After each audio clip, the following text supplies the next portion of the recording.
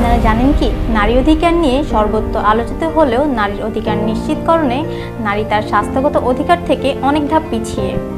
নারীর স্বাস্থ্য সুরক্ষা নিশ্চিত করতে হলে বয়সন্ধিকাল থেকে একজন নারী শিশুকে মাসিক সম্পর্কে অবহিত করতে হবে, মাসিককালীন পরিচর্যা সম্পর্কে নিশ্চিত করতে হবে, মাসিক সম্পর্কে যে সকল কুসংস্কার রয়েছে তা থেকে বেরিয়ে আসতে হবে। কারণ নিঃসন্দেহে বলা যায়, একজন নারীর উপর নির্ভর করে তার পরিবারের স্বাস্থ্য, পরিবার থেকে সমাজ, সমাজ থেকে রাষ্ট্র। এভাবেই একজন নারী এগিয়ে চলে তার উদ্যম শক্তিতে।